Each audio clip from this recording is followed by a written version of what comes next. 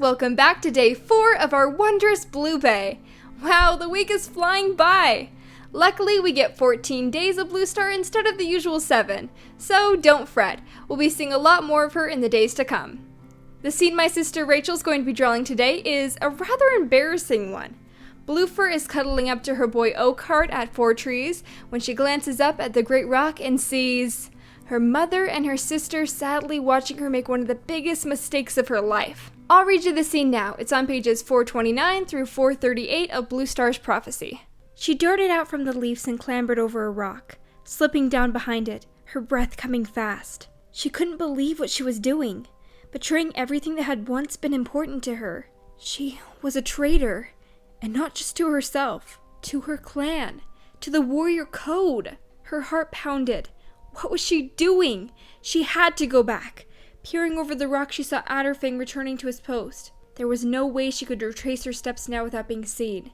She had to go on. Silently, swiftly, she raced along the ravine and bounded up the rocks, careful not to disturb any loose stones. The moon lit her way as she scrambled over the top and sneaked into the forest. Keeping to the trails used by the clan to go to the gathering, Bluefur hurried through the forest. Moonlight shone through the bare branches, making the forest floor glow. Had he waited? Her heart rose into her throat when she reached the edge of the hollow. Below her, 4 trees stood eerily silent, casting thick, black shadows across the clearing. If Bluefur kept going, she would change the course of her life. She knew it with such intensity that her paws seemed to freeze. For a moment, she sensed the spirit of Snowfur. Her sister's scent drifted in the air, as birch smooth fur wreathed around her pelt. Snowfur was trying to tell her something. What is it? Frustration surged through Bluefur's pelt. Was Snowfur trying to stop her? Or was she giving her a blessing? I have to do this, Bluefur whispered. Please understand. It doesn't mean that I don't love you, or that I'm not loyal to my clan. She shook herself, letting the cold night air pierce her fur and chase away the sense of her sister. Then she stepped over the crest and headed down the slope into the moon-bathed hollow. He waited! Bluefur's heart quickened as she saw Oakheart silhouetted in the moonlight. He sat gazing at the great rock, eyes shining. Leaves crunched under Bluefur's paws as she approached him, echoing in the hollow. He whipped around. You came! She could smell his scent now. She opened her mouth, but she couldn't think of what to say.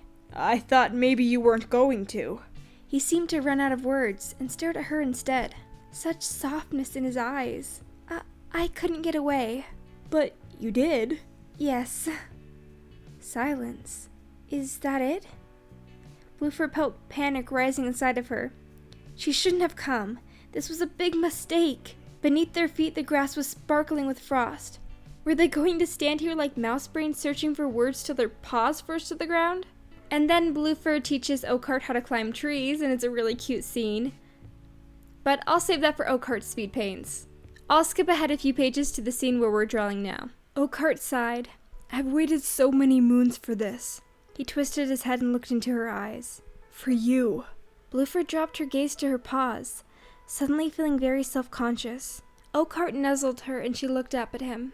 Every cat in my clan has been telling me to get a mate. But I want no other mate than you. I know what you mean. Larksong told me I should pair off with... She stopped, seeing hurt spark in his gaze. Is there any other cat who... No, only... Only what? I've been raising Snowfur's kid. I haven't had time to think about mates. And you've done a great job. Your sister would be proud of you. But Whitestorm's a warrior now. You've got time to live your own life. Maybe, but this can never happen. What? Us. Why? Bluefur couldn't believe it. Wasn't it obvious? We're from different clans.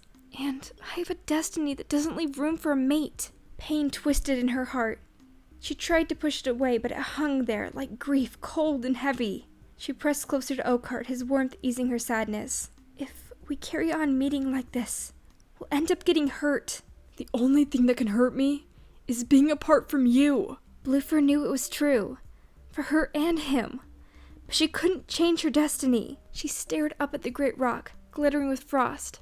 The clan leaders would be horrified if they could see what was happening. 2 figures gazed down from the top. Moonflower and Snowfur?